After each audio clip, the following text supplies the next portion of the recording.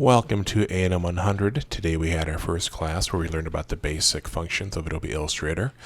Normally the class Zoom meetings are recorded to be uploaded later on. However, today I discovered that the gallery thumbnails were dominating the right-hand side of the screen here. So anytime I did an action inside of the Properties panel in Illustrator, those actions were covered by the gallery view. So this is being re-recorded well after the fact to be uploaded to Canvas. So I'm going to try and condense down a little bit the lesson from today, just so you have a more clear, concise record or reference while you're doing your work this week. So we're going to start out with the shortcut keys here. These symbols, you'll see these not only in the lecture PDFs but also in the Adobe programs. These symbols are just representing keys on the keyboard, and many of the functions have shortcuts. So you definitely want to commit these symbols to memory. We have the Command, Option, Shift, and Control. Now these are on the Mac. The Windows is going to be a little on the different side. Instead of Command, you have Control. Option, Shift are the same, and I'm not really sure what happens with this one here. You Windows users, you will learn very soon, what key does what. So after our shortcut keys, let's see here. Let's go on to the next one. Oops, way too far.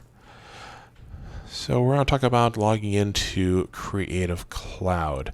Now, right now, Adobe is allowing colleges to extend their license to their students due to the quarantine. So if you do not have your own personal account, you can use the college login right now. So as long as you have Creative Cloud downloaded on your computer, you simply are going to use your student email address to log in. So I'm just going to pop in mine. I'll hit continue.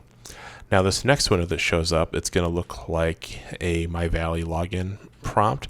And here you're just going to put in your student username. So this basically looks like the first part of your email address, just without the @mail.kvcc.edu. And then put in your password. Essentially, these are the same logins that you would use on the website. And so just check you out, make sure that you're a current student, and we have Creative Cloud. Looks like this is loaded. Essentially, this is going to be a view of all the apps that are installed or that you can install. And the ones that we're going to be using this week will be Illustrator and Adobe Acrobat DC or Professional. And once you have everything installed, you can get going into Illustrator. So the lecture PDF just is showing those steps for logging in. So let's go ahead and keep scrolling down here. Now, Adobe Illustrator. This is a vector-based design program. That means that Illustrator uses math and algorithms to create the different shapes. Now, the advantage of using math to make the shapes is that means that these objects can be scaled up or down indefinitely without losing line quality. Now, Illustrator is fantastic for designing logos. It's good for single-page posters that use a lot of type, or just plain old illustrations. The imagery that you create in Illustrator, it typically looks crisp and clean, maybe a little cartoony. However, that's not the rule. You can create very soft shaded artwork in Illustrator that looks painterly as well. The file format for Illustrator is just called Adobe Illustrator, and the extension is simply a .ai. That just stands for Adobe Illustrator. All right, first up we're going to have our new document window. So actually, let me pull up Illustrator, and we'll just go through this all in one go here.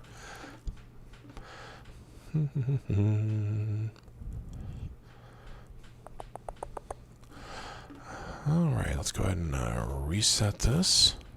Oops, workspace, reset essentials. All right, we're going to go up into File. We're going to do New.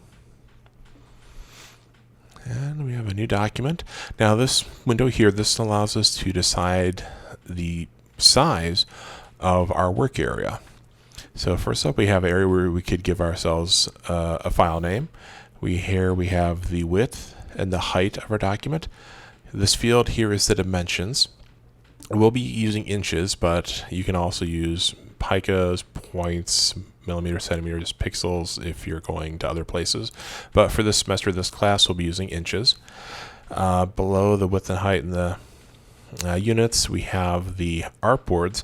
Now the artboard is simply the page in Illustrator. If you think about Microsoft Word, you're typing a paper, you have multiple pages. That's what the artboard is. You can have multiple artboards or pages in your Illustrator document. So I'm just going to go with one here. Then below that we have advanced options, and this might be closed the first time you open up Illustrator, but if you open that up, you see that you can change this color mode. We can have either CMYK, which stands for cyan, magenta, yellow, and black, or key, or RGB, that stands for red, green, and blue. RGB is used for web-based graphics or screen-based graphics, and CMYK is going to be for printing. We'll be sticking with CMYK while we're working Illustrator. So once you have your artboard size set up, you just simply hit create, and this is our workspace. This giant white rectangle here, this is your page. Anything that appears within this white area will appear when you save your document out as a PDF, or if you were to print it. Anything within this area will show up. Anything outside of the artboard in the gray area will not appear. Let's see here on the left hand side, this little row of icons, this is the tool panel. And on the right hand side, we have our properties panel. And right above the word properties, we got the word essentials. Now the essentials, this is a predefined workspace. Depending on what you're creating inside of Illustrator, you can change the look of the layout just by selecting a different option. So if you're going to be working on, say, like a website, you can go with a web layout, and it just gives you, well, what Illustrator feels are the appropriate options for that. I'm just going to be sticking with essentials because it has our properties panel and our tool panel. That's really all we need. Now our panels are cool in that these can be dragged and moved around. For instance, this properties panel, I can simply click and drag this and move it over here. If I want to have it stay on the left hand side, I can put it right next to the tool panel. If I want to have it in the bottom or in the middle, I could do that. Now, if this is too much information here, I want to condense this, all I got to do is double click on the word properties here, and it gets collapsed. If I want to see all those options again, I just double click again, and they show back up. Now, if you find that you have a panel that you don't really want or need, like libraries here, I don't want this panel, you can simply drag it away and hit the little X here to close it. Now, if you want to nest a panel together, you can by simply dragging one panel on top of another, and they become nested inside each other. You can even arrange, their order there. Now, if you want to get more than just what's showing up here on the right-hand side, if you go up to window up here on the menu bar, we have a list of all the different panels that can be opened up. So, for example, we have the swatches panel down here.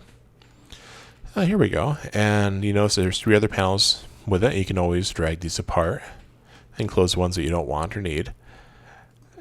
Now, another neat thing with panels is that a lot of these also have options with them as well. And that's going to be this little button right here. You just click that and you get additional options for that panel.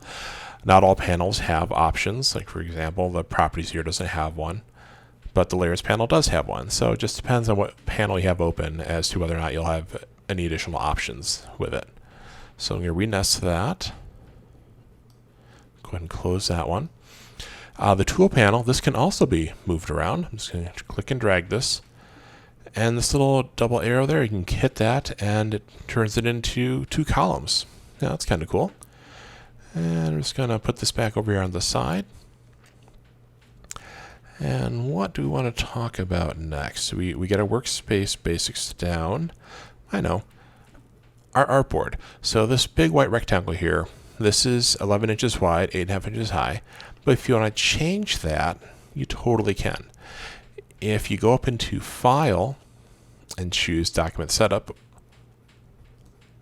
you'll get this little dialog window. Then you just hit Edit Artboards, and you get this dashed line around the artboard. And this means that you can edit your artboard size. All you have to do is you can click on one of these white squares and just drag that and manually resize the page. Now let's say you have a specific dimension in mind. Well, that's easy. All you have to do is go to your properties panel right here. You can double click in the width field, type in the number that you want, go into the height field, do the same thing, just type in the number, hit return, and it puts your artboard at that exact size. Now once you're done changing the artboard size, you just simply hit escape, and easy as that.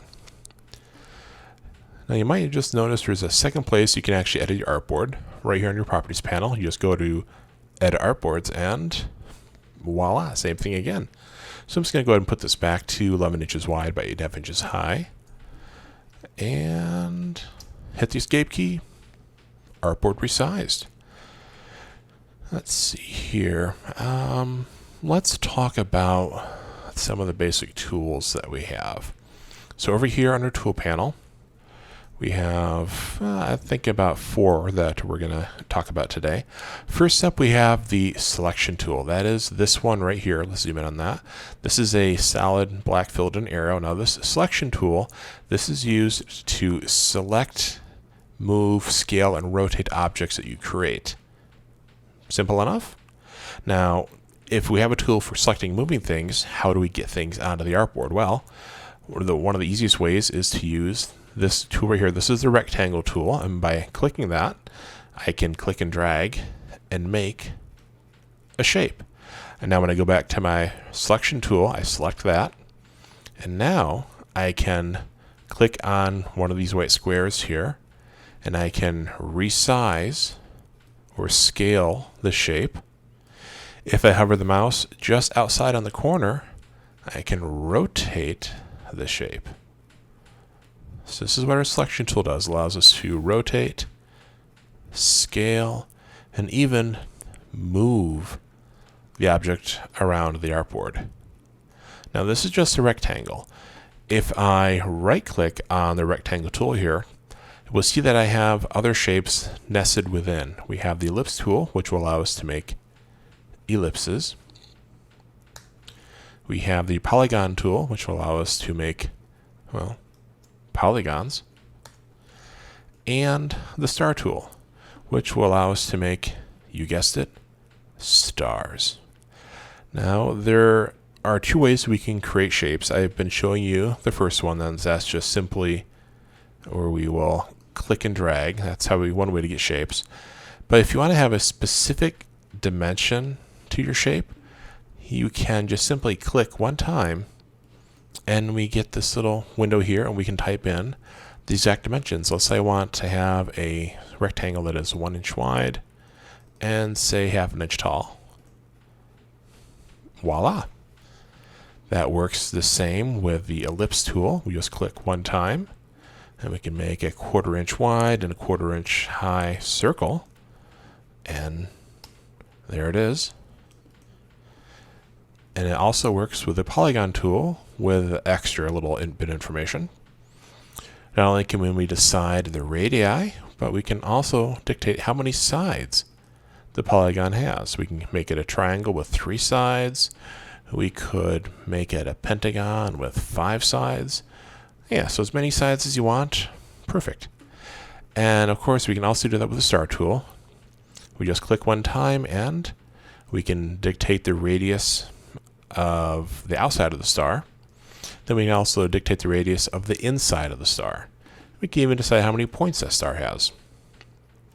There we go. So this outside here, that is radius 1. That's the outside of the star. Then these inner points, these are going to be your second radius. So it's kind of a cool thing that we can choose the exact measurement of each shape. But you know what? There's an easier way. Because, I mean, if we want to have a star and we're not quite sure how big we want it to be, we're not quite sure what we want the radii to be, how many points we want to have, it can be a lot of trial and error figuring out the perfect star. Well, we go back to method 1, the whole click and drag to make our shapes. But now there's some modifier keys we can hold down to help us out here and make things easier, take out some of the guesswork. Up and down on the keyboard, on the arrow keys, will change the points. So up will increase the points of the star. Down will decrease the points. Now right now my mouse button is still held down, but if I hold down the command key and then move the mouse, it changes both radii. So it will change the outside and inside radius of the star. So this is going to take out some of that guesswork of trying to figure out the perfect shape by punching into the numbers, by just using up and down arrow keys to increase or decrease your points. Then holding the command key, you can alter the size or the radius of that star. Now this also works similar with the polygon tool. Just click and drag, and up and down on the arrow keys will increase or decrease the size of your polygon. Now there are 3 other modifier keys that are kind of cool when you're creating shapes, and these are some good ones to get to know. So when you click and drag, you can have free reign. However, if you hold down the shift key will constrain the proportions of your shape. So you can get a perfect square, or you can get a perfect circle. Now the next key that's good to know is the option key. Now notice when I click and drag to create this circle, it's emanating from one point. I clicked and it's emanating kind of from a corner. So let's do this with a square. That might be a little bit easier to tell the difference. So I click and drag, and see the square is emanating from that left corner there. Now as soon as I hold down the option key, instead of emanating from the corner, the shape is emanating from the center point. And if I hold down the shift key, it constrains that square. Now the next key that I want to tell you about is the spacebar. Now I'm still got the mouse button clicked and held down. I'm holding option and shift, but I can let those go. Now when I hold the spacebar down, I can move the shape as well. So I can reposition it to somewhere else on the artboard, then continue drawing the shape. If I want to hold down the other modifier keys, I can. Say I want to move this square somewhere else, I just simply hold down the spacebar, move it elsewhere, and once I'm happy with the size and the position and everything, I just then let go of the keys. Whoops. Let go of the mouse, then let go of the keys. So we have shift to constrain proportions. We have option to just make the shape emanate from the central point, and spacebar to move the shape before we create it. There we are. So that is our basic shape tools. One thing to keep in mind when you have a shape is scaling and rotating. Now you probably noticed these bullseyes in the 4 corners. These are live corner widgets, and these will alter the shape of the corner. If you click and drag on one of the bullseyes, it gives you rounded corners. That works with any of the shapes. So just be careful if you're trying to resize. Whoops. Let's get right back in there. That's going to, or it can be affected by any of them. Let's see how close we can get. There we go. So there's the corner widgets, and yeah, so we can do some cool things. But if you're not looking to do cool things, you just gotta exercise a little bit of caution. Let's zoom back out here. All right, so we have our selection tool. We got our shape tools. I think the next tool I want to talk about is going to be our type tool. This one right here, letter T. Actually, no, I'm not going to talk about type yet. Let's back up. Let's keep talking about shapes. So I'm going to make a couple circles. We got 1, 2, and 3. Now, these 3 circles, I want to give these different colors. Right now, these are all white with black outlines or black strokes. Well, I'm going to go to Window, and I'm going to choose a panel that we saw briefly earlier, Swatches. Now, swatches, this is a set of predefined default colors that you can use these to apply any of them to the fill or the stroke of an object. Let's zoom in on these. So let's take the circle here. This giant square here, you find it here, it's over here as well. It's even on our properties panel. This white square represents the fill color of the selected object. If I click on one of these swatches here on the panel, it changes that fill color. You can see that that little icon changes on all 3 spaces. If I choose a different color, see it changes again. So this fill icon, no matter where it is here, represents the fill color or the inside color of the selected object. So we got this green color. Now I'm going to choose this other circle over here, and see it goes back to white. So we'll just give that a color. Do the same thing with this one here. So each of these now has a different fill color. But let's say you want to change that outline color, that stroke color. That is what this hollow square is. You can do it here. You can do it over here by clicking it on the swatches panel, and it's also here on the tool panel. So we're going to choose, let's go with yellow and, yep, now we have a yellow outline, kind of hard to see that. So let's choose, let's go with blue. And there we go. You do the same thing with the blue circle here. We can just say go with orange, and so we now have an orange outline. And the green circle, let's just go with a dark green. Cool.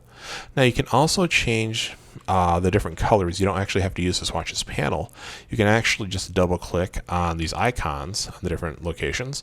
For example, let's select our object and just double click right here. And we can now choose the color. Same thing with the fill. We just double click on that fill icon. And we just move the sliders around and choose the color. And over here on the properties panel, it's very similar. If you click on the icons, it just brings up a little miniature swatches panel.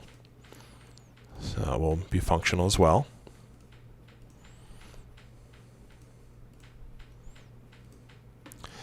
And over here on the swatches panel, I think we can even double click here as well. Yep, to bring up the color picker all over again if we want to.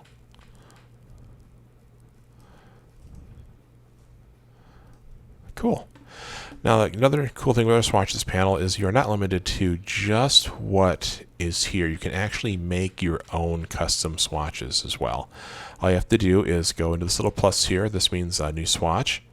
You just click it, and here all you gotta do is move these sliders around until you get your new customized color. That's the best one ever. And once you get a color the way you like it, well, you can give it a name. Let's call this one New Blue.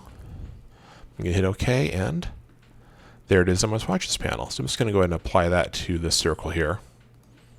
Here we are. So I'm going to add up another swatch. So again, I'm just going to move these sliders around until I get a color that I really like.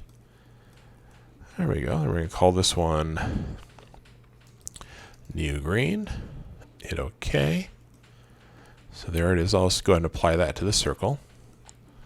And I'm going to do the same thing to this magenta here. I'm just going to make up a whole new swatch. Oh, it's kind of neat. We're going to call this one New Pink.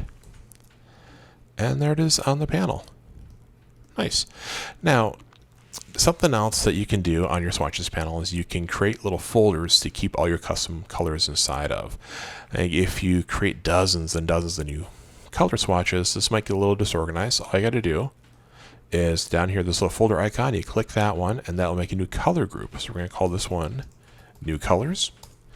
And then you just go ahead and find your custom swatches and put them inside that little folder. Let's zoom in on this. Now, as I'm dragging the swatch, you'll see there's this heavy blue line that's appearing. That's just indicating where the swatch will be deposited when you unclick. So I'm just going to drag this down to my folder. There we go. Same thing with the green. And now our panel is a little more organized. Now, if you decide that you don't really like a color group anymore, you can always just drag this whole folder into the trash can. And looks like the colors are back up here, so we'll do the same thing. I'm just going to go ahead and click on one, hold down the Shift key, click on the next two, and then drag these to the trash can. And now they're gone. And so it's just got cleaned up even more. So, good thing to know with our swatches panel is that these colors, these can be applied to the fill or stroke of any object you create inside of Illustrator. All objects in Illustrator have fill and outlines, so that means they can all be given different fill color and different outline colors or stroke colors. Now you might notice the stroke colors on these circles is a little on the hard side to read. Well, we can change the size of the outlines or the weight of the stroke. There's a panel called Stroke. Now the Stroke panel, all we gotta do is select an object, then we can increase the stroke weight. And that can make the outline of an object much thicker, a lot more easier to see.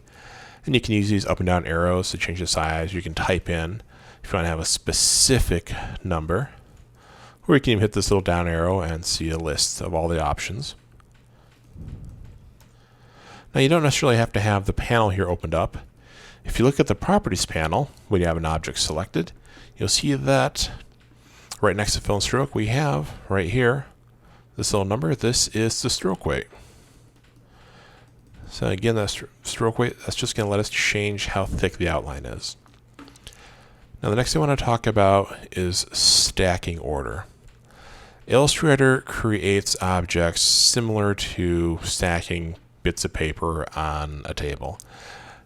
The first piece of paper is put down, and the next one goes on top of that, and the next one is on top of that, and so on and so on. The newest objects are always drawn so they will appear in front of older objects. So because of that, this green circle is appearing behind this blue circle, and both of these are appearing behind the pink circle. Now the stacking order can be changed by you. All you have to do is right click on an object, go down, there we go, right click on the object, come on down here to arrange, and then we can send it all the way to the back. We can send it back one step, or we could bring an object forward all the way to the front. So I'm going to send this one all the way to the back. So now it's behind both of these objects. But you know what? I only want this behind, say, the blue. I still want it to be in front of the green. All I have to do is I'm going to right click on this one, going to arrange, and I'm going to say bring forward. That'll bring it forward one step. You know what? Now I changed my mind. I want this green in front of both of these. So I'm going to go ahead and right click on this one, arrange, and now I could do bring to front, or I could do bring forward twice. I'm going to do bring to front because that'll be the quicker. That's just one keystroke instead of the two. So there we go. Or mouse click, not keystroke. Jeez. And so just by simply right clicking the object and changing your arrange order, you can decide what objects will appear in front of, well, what other objects. Now notice we have the symbols for the keyboard shortcuts right here. Let's zoom in. These are the bracket keys. They're right above the return key on the keyboard. I recommend get used to using the keyboard shortcuts. This will be a lot quicker than having to right click and choose the arrange option every time you want to rearrange something. So if you can get to know those shortcuts there, it can just speed up your flow, just be a little bit quicker. And these tiny shortcuts, well, over time, they'll add up if you're working on a huge project. The magic of keyboard shortcuts. So that is our stacking order, or how to arrange objects. Now I want to talk about our next tool. That is the type tool. That's this little T right here. Now the type tool allows us to put text on our artboard. By simply clicking and dragging, we can get a text box, and inside the text box we can add text. So I'm going to add a sentence. The quick brown fox jumps over the lazy dog. Fun fact, this sentence uses every letter of the English alphabet. All right, so I got my sentence in here, and now by using the selection tool, I can resize the text box, and as I do so, the text resizes or rearranges itself to fit within the box. Now if I decide I want to change the type, I totally can. If I go up into Window, and I go down to, where are you? We're going to go down here into Type and Character, or Command T. That brings up the Character panel. In the Character panel, we can use this to change the type here. So I'm going to go ahead and highlight this. And right now it's set to the Myriad Pro font, but let's say I want to go with something cool like, I don't know, Futura. So I'm going to spell that right, Futura. And let's go with Futura, let's do book, maybe? Yeah, let's do book. That's cool. So we got the name of the font, and we have the style, which is book. Now, most fonts have different styles, or how the type will appear, the appearance of it. A really good one with a lot of styles that you probably have heard of is Helvetica. So Helvetica would be the name of the font family, or the type of font. And then we go in here to the style, and it changes the appearance. Now, by using one font, but then utilizing the different styles within that font family, you can create a unique looking type layout with, well, homogenized type. It's using type rules. We'll talk about type rules later in class. But I'm just going to go with regular here. Now, after changing the font and the font style, we can change the size of the font. And notice as I increase the size, the letters get bigger and the words kind of rearrange themselves within the type box. And they can get so big that they disappear. So if that happens, you can either shrink your text, make it smaller, or you can make your type box, bigger, whichever you like to do. In addition to changing our type size, we can also change what's called the leading. That's right here next to these two little A's with the arrow. The leading, this represents the space in between the lines of type. We can increase the space between the type. We can decrease that space. Kind of a cool thing. The term leading is a holdover from the early days of typography, where lead lines or little lead bars were used to literally add space between lines of text on the printed page. Now, after size and leading, we can also change the tracking and kerning of our characters. So tracking, this is just going to control the space between all the letters and all the words. You see this is increasing the space between everything. Yeah, it can be handy for making small adjustments to paragraphs. I'm going to go and set that back to 0. Now the cool one is here right next to tracking. And that is this one. This is kerning. Now to see kerning in action, we're going to get in pretty close here. This little cursor here, I'm going to adjust the kerning, and kerning will adjust the space in between individual letters. So this is drawing the U and the I closer together.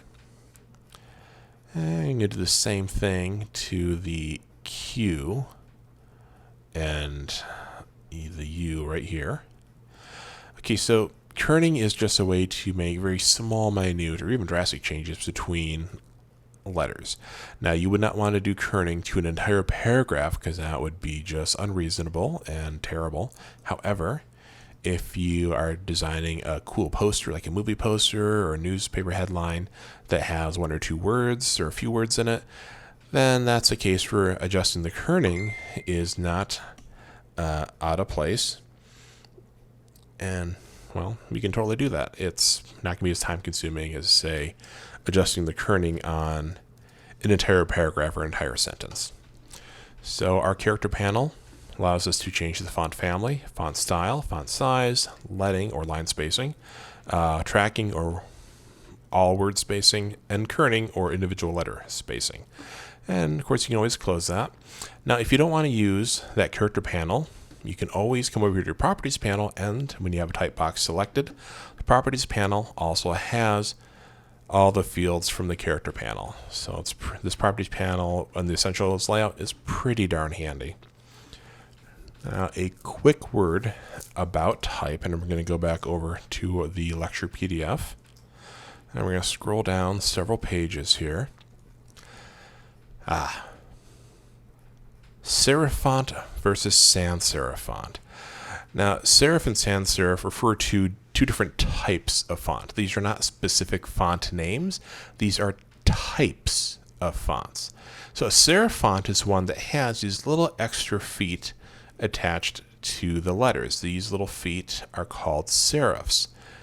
Serifs are holdover from Roman times. It's believed that these were added to aid in either the readability of the text or could have even have been left over as guidelines when they chiseled the letters into the limestone, and it could have just evolved from that. But regardless, we call these serifs, and any font that has these little extra feet is called a serif font.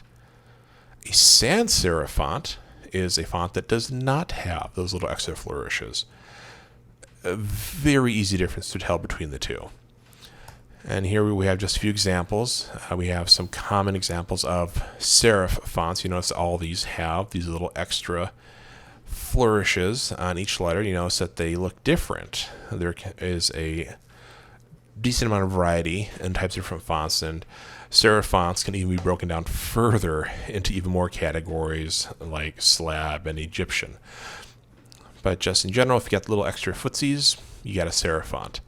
And then just like you have multiple serif fonts, you also have multiple sans serif fonts. And since they all have no feet on the end, the differences in these type of fonts are going to come from just the thickness of the letters and just the overall shape and the size. But again, serif have little feet, sans serif, no little feet.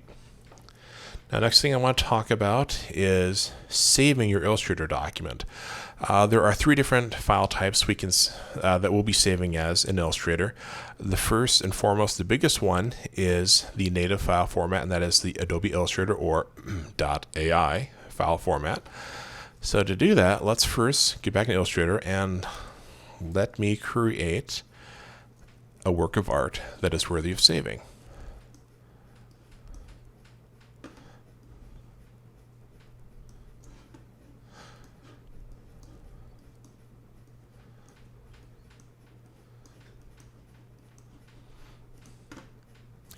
This is my latest work of art, the 3 moons, and it is the greatest piece of art ever created. And I must save this.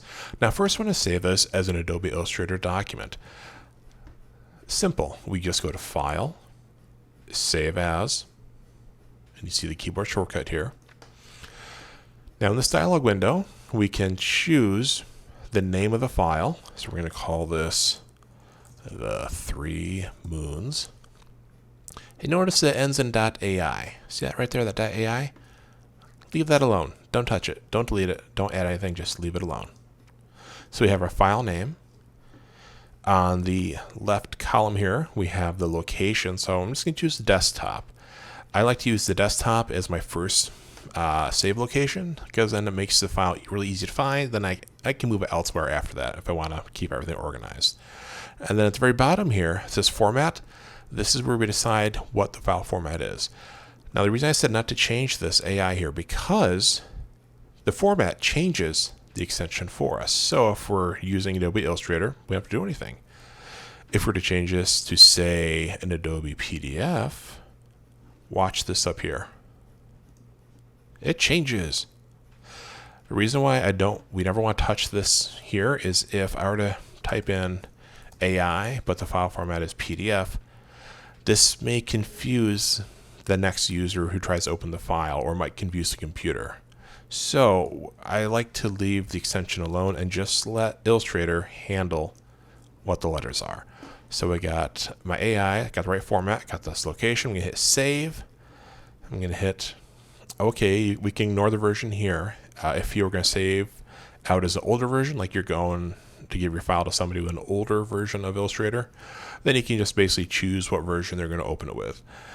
Generally, the newest version of Illustrator can open anything, but older versions will have trouble opening them. So if you know you're giving your file to somebody else to work on, it's always good to know what version they're working with. But generally for this class, we can leave this alone. Just hit OK.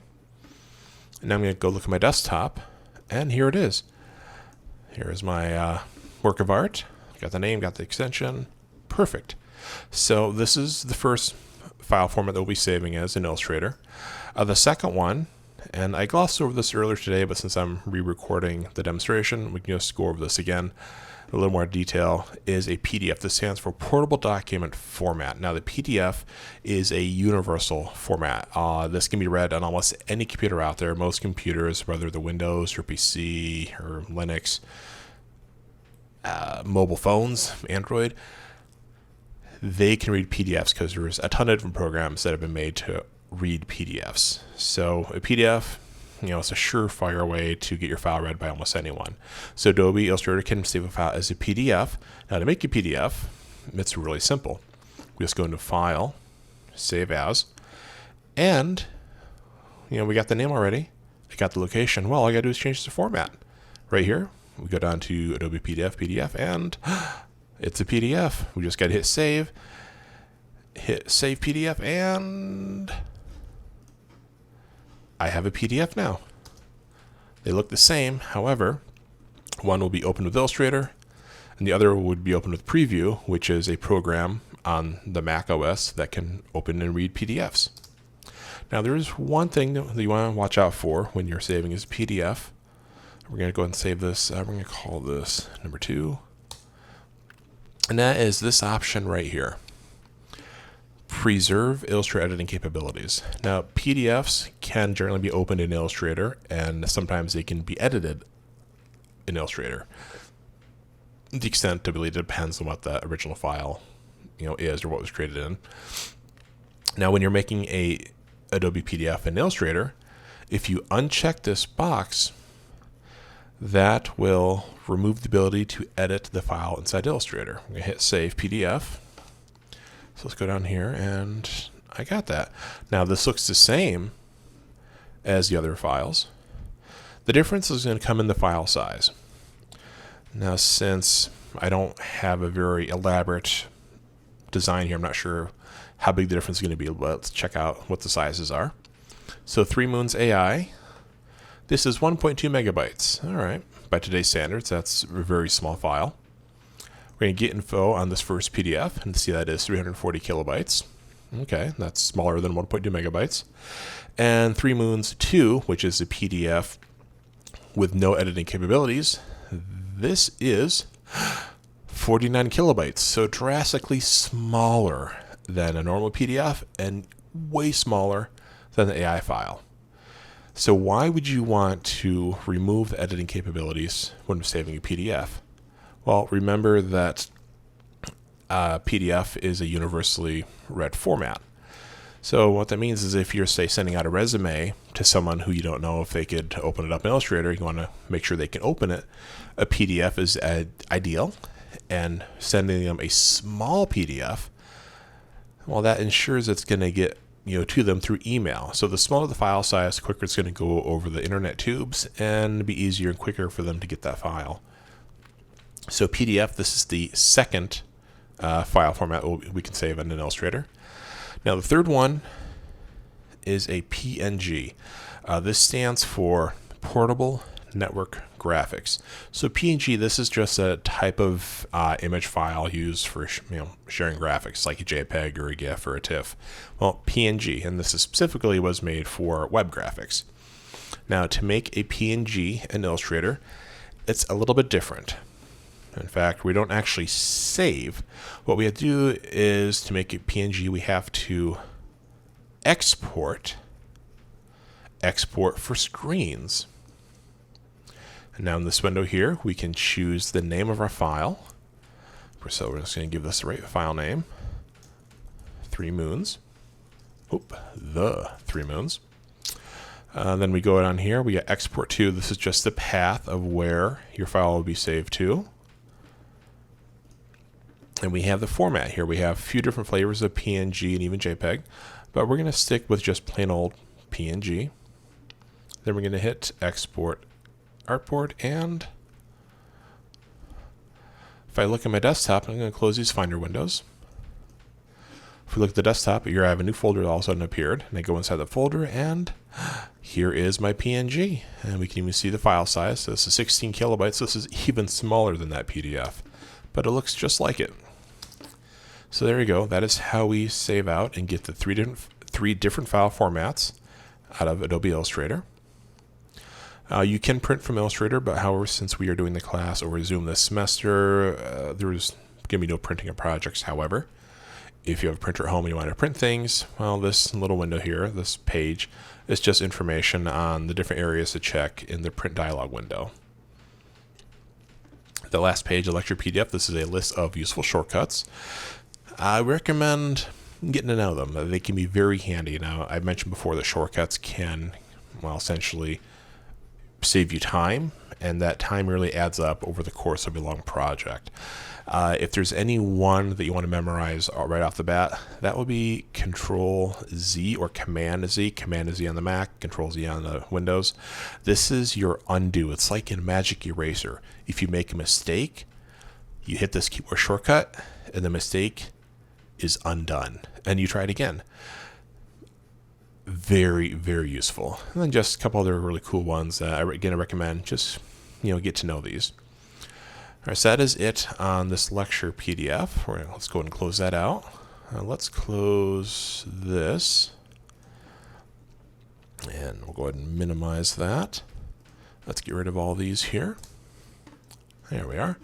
And let's see if our canvas is open. Canvas is not open. All right, so that's the end of the lecture portion. Now I'm going to talk about today's assignment. So let me get logged into our Canvas page, and that way I'm going to pull up our assignment sheet. Then I'm going to quickly go through. Well, let's get the right password in here.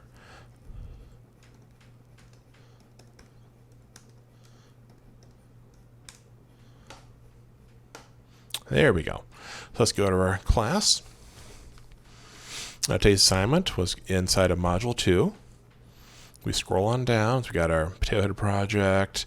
I'm not going to go over that. Everyone was in class. This was an easy bit. So let's come on, keep coming down. Here we go. Simple landscape. Let's open up this PDF. All right, so this little icon here, this little thumbnail, this is what you're going to make, something like this. This is a very simple landscape. Now, you can make your landscape complex, you make it simple. You got until Tuesday, June 9th. So, plenty of time to make something really cool, something even better looking than this. Now, our basic file size is going to be 8.5 inches high by 11 inches wide. We're going to use that CMYK color mode.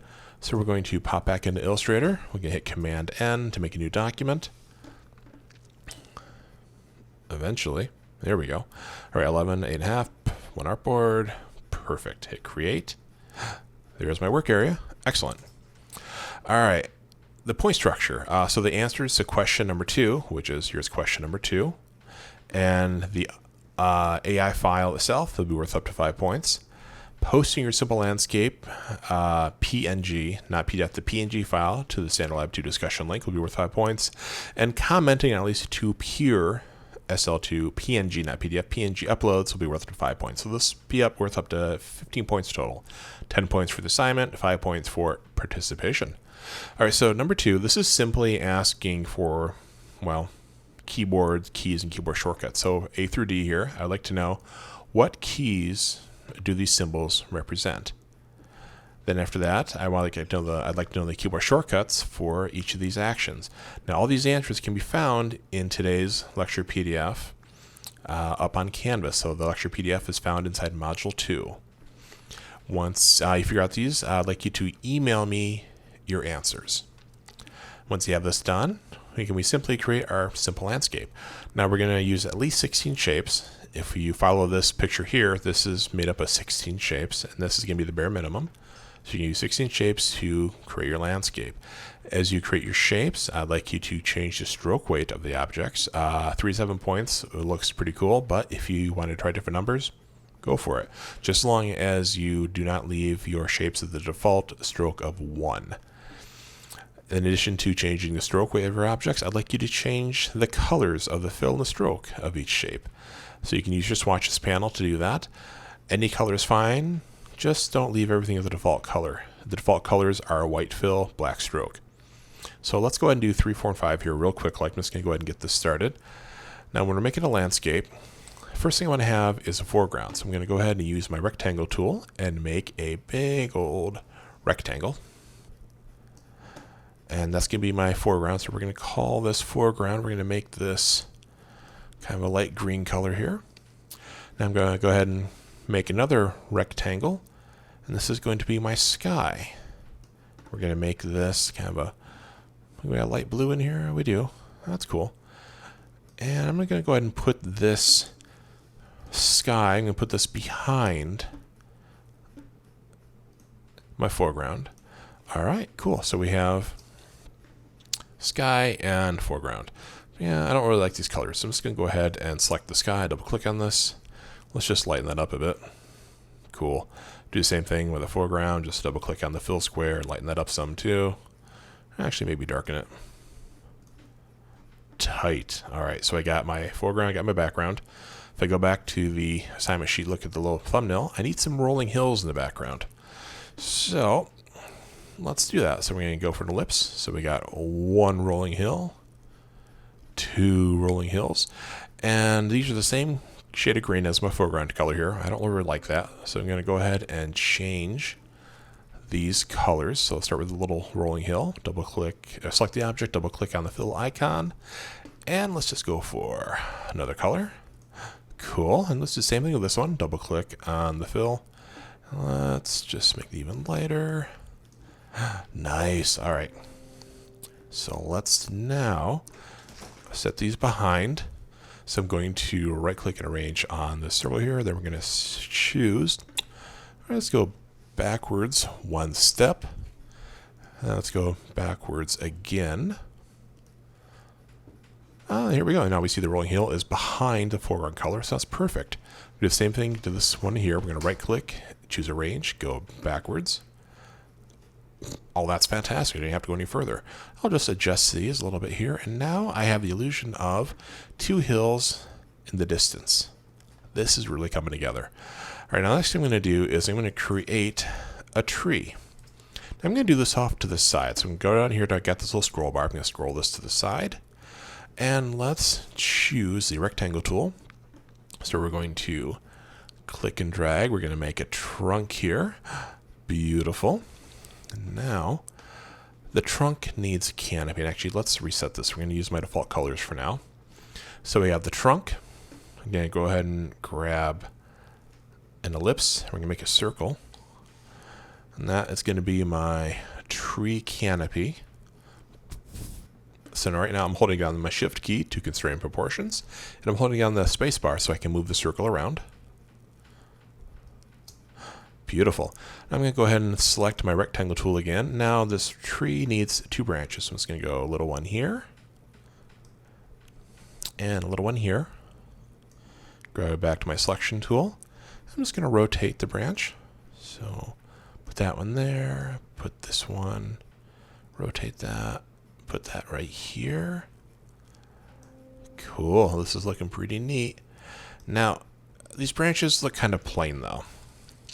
You know what these need? The branches need leaves as well. So we're going to go ahead and grab our ellipse tool. Here is one tuft of leaves. And, oops. Here is another tuft. Actually, that was kind of funny. Let's give the smaller branch the smaller set of leaves, and we'll make this one a little bit bigger. All right. So we have our tree. I'm going to zoom out a little bit here. Command minus to zoom out, or you can go up into view, and we should have, there we go, zoom in and out up here as well. But I'm using the keyboard shortcuts, Command plus, Command minus. Now I want to put this tree over here. So I could click and drag each part, drag this over bit by bit, but this would be time consuming and not really cool. So I'm going to Command Z, Command Z, Command Z, Command Z, Command Z. Okay. I can do something that's called a marquee selection. That's just simply where you will click and then drag your mouse around something, and you can kind of see this real faint box there. I'm going to let go, and the tree has been selected. So all objects have been selected. So I can drag this whole thing over here, and I got a tree. So let's scroll back over here. Now I want to have this tree copied. Like I want to put two more on here. So the tree is deselected. So now I could just select an object, Command C, then Command V to copy and paste it, and then do that to each object. But you know what? That's going to be time consuming. I could select everything. So I'm going to hold down the shift key. I'm going to select one, select the trunk, select tuft of leaves, branch and branch. And now if I do a Command C and then Command V, copy paste the whole thing. But if I actually deselect it, I got to do this all over again. I select everything, and that's a lot of work. Instead, I can select, hold down Shift, select, Shift, select, Shift, select, Shift, select, Shift, select. So now everything is selected here. All the tree parts are selected, and I can glue this together. I go up to Object, Group, or Command G. And now, if I click on one part of the tree, all objects are selected, and if I move it, it all moves at the same time. Nice little time saver. Now to copy this, I can do Command C, Command V again, but you know what? There is a cooler way to copy this. Let's zoom in on this tree. Now you remember way earlier, a long time ago, I said the Shift key is a shortcut to constrain proportions of selected objects. when you scale something. The Shift key is also a universal modifier to add things. Well, the Option key is a universal modifier to duplicate things. So I select my object, hold down the Option key, and you see how the cursor changes? It's one arrow, now it's two arrows, one arrow, two arrows, see that? This two arrow here means it can be duplicated. Now if I click and drag, let go of my mouse, then the keyboard, I have two trees. See that? Holding the Option key down, that is how the cool kids copy and duplicate things.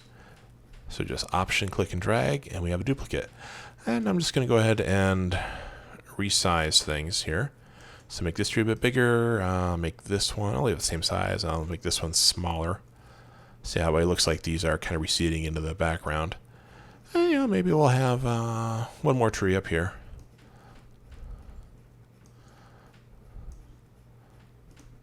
But that looks kind of weird right there, right? So let's just click on this one, and let's arrange and bring this to the front. There we go. But, we'll just click on that one, make it even smaller, so it's really far back there. All right, so we got the start of my little composition here. Now, just because we're trying to keep this a little bit shorter, I'm just going to say this is done. My landscape is perfect. So I'm going to go back to the assignment sheet. So I did 3, 4. Oh, I didn't do 4 here. I'm just going to do one of these just so you can see how it happens. So I got tree selected, and if I were to select it and change the stroke weight, that's going to change the weight for everything. Well, I don't want to do that. If you select something that's grouped together, you can unglue it or ungroup it by choosing Ungroup, and then you can get things individually. However, there's a little shortcut to that I didn't show you guys in class earlier today, so this is a bonus educational knowledge nugget. If you double click on a object in a group, you can enter isolation mode. And isolation mode means that your screen gets grayed out around your object. You can see right here it just says layer and group, so we're in isolation mode. So now you can grab parts of the grouped object separately. So I'm going to click on the trunk. Let's go ahead and increase that trunk weight a bit. Our branches should be a little bit heavier. This one will be like one. All right, and then our canopy, make that a bit bigger too. Then the little branch leaves will be bigger as well. And then once you're done with isolation mode, you just simply can we hit this little back arrow? We can, or we can hit the escape key, either one. Let's hit the escape key. Let's command minus out again.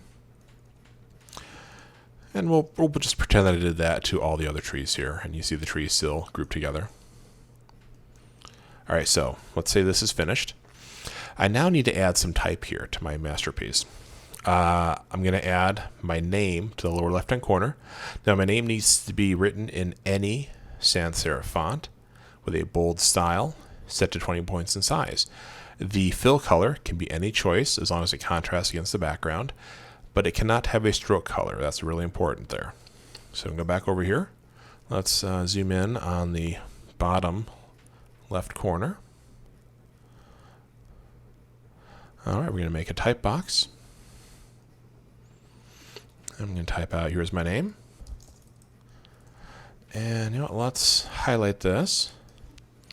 And for a font, let's go with Helvetica. Why not? That's a good classic. I'm going to change that size to 20 points, and all right, there's my name.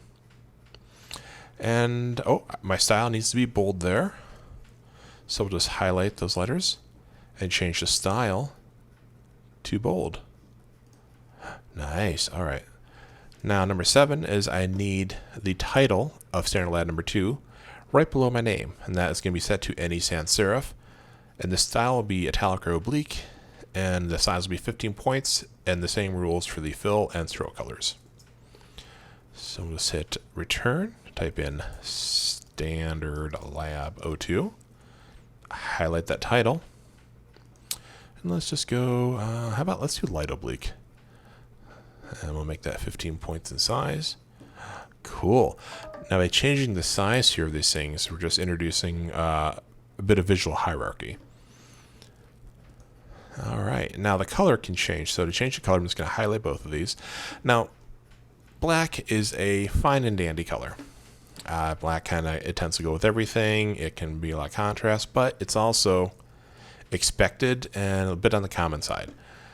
So what we're going to do, I'm going to highlight this. Now remember, your type does not always have to be black to make a strong contrast. Now I got a pretty light green background here, but if I were to make this text white, that stands out pretty good.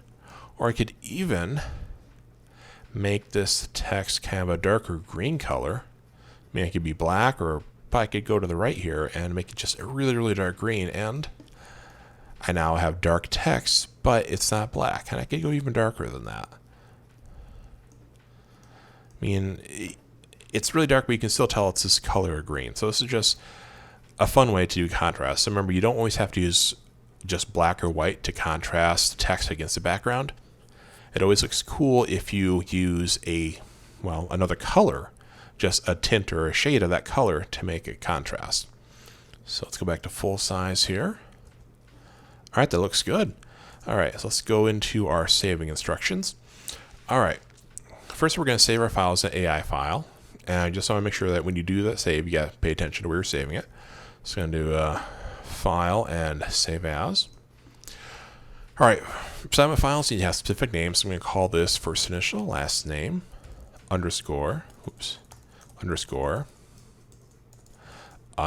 we go, SL02. And it's going to be, got the location, got the name, got my format right. I'm going to hit save. Hit OK. And there is my AI. Beautiful. Now I'm going back to my instructions. And then the second one that I'm going to need a PNG. So I can go to export and export for screens. All right, so we're going to do File, Export, Export for Screens. All right, so I'm going to give myself the right file name, first initial, last name, underscore SL02. And got the PNG format selected. It got the location. We hit Export Artboard. And there is my PNG. I'll just drag this out of the folder, put it right there in the desktop. So then I go back to my instructions, and all right, so handing in, I'm going to be turning in the AI file first. Now on the Mac OS, we're going to have to right-click on the file and choose Compress. So here's my AI file. I'm going to right-click. I'm going to choose Compress. And that creates a zip file. Now the zip file, this is what you'll upload to Canvas. Now if you're working on Windows, it's a similar procedure. You're going to right-click on your file, and you're going to choose Send to Compressed Zipped Folder. And that's going to create that zip file. And again, the zip file is what you'll be turning in. So let's go to our hand-in link. So right here at the top of our Canvas page, we have our assignment hand-in links, and whatever is the most recent things or whatever's due, like the latest, like immediately, those are going to appear at the top, and then older items are at the bottom. So here we have X credit 1 because this is at the top because it's due like on the 11th. Then we got our research, which is due on the 9th, and then here we go, simple layout, which is due on the 9th. And here it says file, and this one says discussion. So we're turning in a file first. So we just click on that. And okay, once you're sure that your file is named correctly and it's compressed, you will then just simply, choose to upload, and you'll upload your file. Let's go back to our instructions here. And again, the zip file will be due by the beginning of class on June 9th. Now, the next thing you're handing is the PNG. Now, the PNG, that's going to be turned in on the discussion link in the handed module. So let's go back to that link. Here we go, SL number 2, simple landscape. And here we go, here's the discussion link. Now, all you got to do is, and then here's what I did in class earlier. Just simply, where it says reply, you're going to hit reply. Go to embedded image, Canvas, My Files, Upload File. Choose your PNG, open, update, and there it is. And you just hit post reply, and bam, there's your image. Now, once you have uploaded your PNG, let's get back to the directions. We don't get back to the directions, we'll just tell you. Once you have your PNG opened, well, let's go back to the assignment sheet. Once you have your PNG uploaded and everything, you, in order to get your participation points, need to comment on at least 2 other simple landscapes posted by your peers. Simple as that. Now, in addition to the AI file being due by being class June 9th, the comments are due at start of class on June 9th as well. Now, if you run into any troubles between now and Tuesday while you're working, please just look up the class info, and you can send me an email, shoot me a text on Google Voice, either one, and when I get the message, I'll get back to you as soon as I can. Good luck, and we'll see you in class on Tuesday.